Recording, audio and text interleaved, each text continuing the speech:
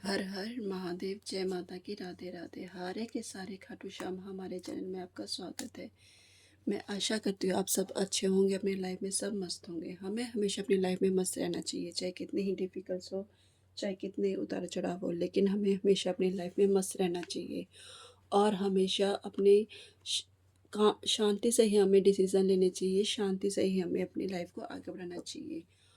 और आपका तहे दिल से शुक्रिया कि आपने मेरे चैनल को इतना लाइक किया, सब्सक्राइब किया और इतना प्यार दिया। आपका तहे दिल से शुक्रिया।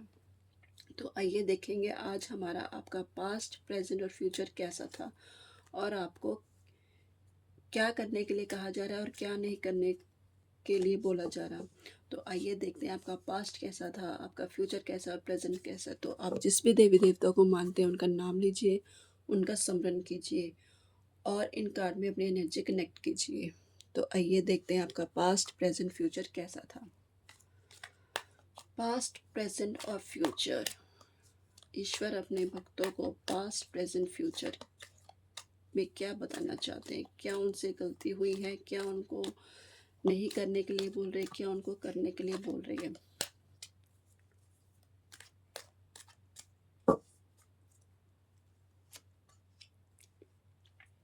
Three of wands, queen of wands, king of swords. आपको कार्ड शो हो रहे हैं, शो हो रहे हैं। King of wands, three of wands, three of wands, यानी कि आप रिश्तों में ना काफ़ी उलझे हुए थे। आपको समझ में नहीं आ रहा था कि भी इसका कैसे इसको हम करें, कैसे हम ना करें, है ना। यानी कि कंट्रोलिंग नहीं थी आप ज़्यादा ना, अहंकारी, एग्रोगेंट भी थे। यानी कि बिना समझे सोचे समझे आप एक्शन ले लेते थे। रिश्तों में जैसे आपका काफ़ी उतार चढ़ाव रहा है, आपको समझ में नहीं आ रहा था कि कैसे करना है, कैसे नहीं करना। हम कहते हैं ना कि हम ईगो में आ जाते हैं, कोई हमें समझाने के लिए, कोई कहता है ना, जैसे हम कोई पेरेंट्स लगा लो, एक बच हम जो हमारी नई पीढ़ी में उतार चढ़ाव आता है ना, कि हम जनरेशन में गैप देख लेते हैं।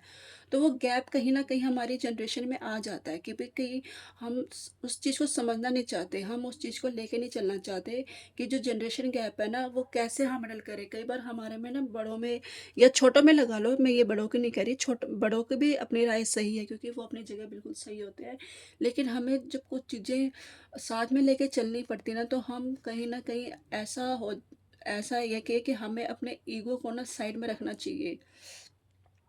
और हमें सबको उनके भी विचार सुनने चाहिए और छोटों को भी बड़ों के विचार सुनने चाहिए। अगर दोनों ही ताल मिल मिला के चलते हैं ना, तभी हमारे रिश्तों में सुधार आती है, तभी हमारे रिश्ते सही ढंग से चल पाते हैं। अगर दोनों में ही अगर ईगो आ जाती ना, तो वो कहीं ना कहीं हमारे रिश्तों को इम्बैलेंस कर लेते हैं, यानी कि वो सही ढंग से नहीं चल पाते। तो आपका पास्ट कहीं न कहीं रिश्तों को लेकर काफ़ी उतार-चढ़ाव रहा है। आपने 100% देने की कोशिश की है, लेकिन कहीं न कहीं ये हुआ है कि वो आपसे समझ में ना, कहीं न कहीं वो रिश्ते बिगड़े हैं। तो प्रेज़ेंट में ये कहा बोला जा रहा है कि आप समझिए, जानिए, बैठिए। कहते हैं ना, विचारों का आदान-प्रदान कीजिए। जनरेशन गैप हो जाती है, मैं मानती हूँ आजकल की है मॉडर्न जनरेशन, कि हम उनके साथ ताल मिलाकर नहीं चल पाते। पर कई-कई बार हमें सुन लेना चाहिए विचारों को, और मैं छोटों को भी बोल रही हूँ, एडल्ट्स को भी बोल रही हूँ और यंगर को भी बोल रही हूँ कि हमें बड़ों को भी सुनने चाहिए, विचार सुनने चाहिए। कई बार उनकी भी राय ले लेनी चाहिए, उनकी राय गलत नहीं होती है। वो उन्होंने काफ़ी चीज़ों से गुज़र कर हमें वो बताते हैं कि भई कैसे करना चाहिए, कैसे नहीं करना चाहिए। तो अगर आप देखोगे ना, अगर आप तालमेल मिला के चलोगे, तो आपके प्रेज़ेंट ऐसा होगा कि आपके रिश्तों की बुनियाद ना कोई हिला नहीं सकता। आपको वो चीज़, यानी कि कोई अगर चाहेगा ना, तो वो आपके रिश्तों में कोई दरार डाल ही नहीं सकता। अगर अगर आप दोनों में ऐसी बॉन्डिंग हो जाएगी ना, कि भी रिश्तों के मामलों में, कि भी आपके, तो कोई थर्ड पर्सन ऐसा नहीं कि जो आपकी बुनियाद को हिला सके। और आप देखोगे कि आपके धीरे-धीरे रिश्ते इतने मधुर हो जाएँगे, जो कड़वाहट थी ना, वो सारी धीरे-धीरे ख़त्म हो जाएँगी।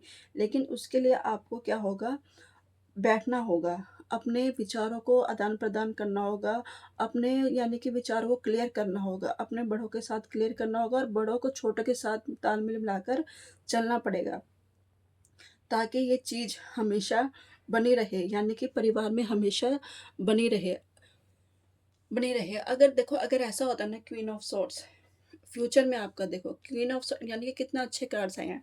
अगर आप करते हो ना प्रेजेंट में अपने तो किंग ऑफ सॉर्ड्स, यानी कि आप हमेशा अपनी क्लियरिटी रखोगे ना रिश्तों में, क्लियर रखोगे, कोई उनमें आप झूठ झूठ या ये लगा लो धोखे वगैरह नहीं रखोगे ना, तो आपके रिश्ते इतने मजबूत होंगे कि भी आपका कोई भी बुनियाद को ना हिला नहीं सकता। अगर आप क्लियर अपने अपने बड़ों से छोटों से अगर राय लेके चलोगे ना, तो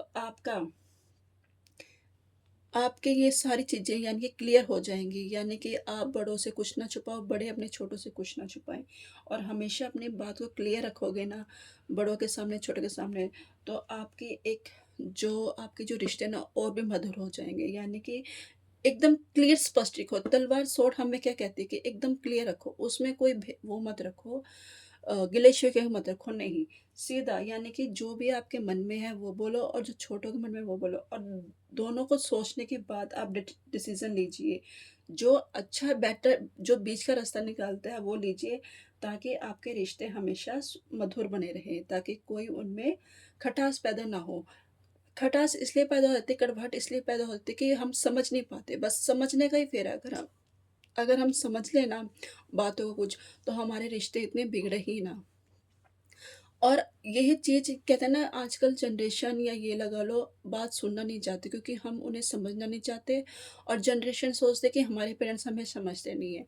अगर यही चीज़ अगर थोड़ा-सा समझ लेना, पीढ़ी भी बड़े भी समझ लें और छोटे भी समझ लें, तो आज ये दरार यानी कि रिश्तों में कड़वाहट ना आए। तो इसलिए बोला जा रहा है कि अपने रिश्तों में ना हमेशा सच बोलिए, क्लियर बोलिए।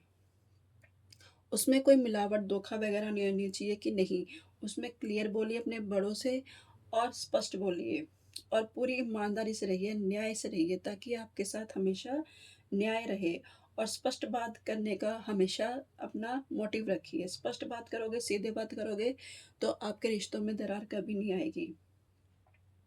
और हमें ये अनुशासन में भी रहना सिखाता है, कड़े निर्णय लेने में भी हमें ये डिसीज़न लेने में भी सिखाता है। यानी कि अगर हम साथ चलें ना, तो हम किसी भी परिस्थिति से लड़ सकते हैं। हम किसी भी परिस्थिति से यानी कि उसकी सामना कर सकते हैं।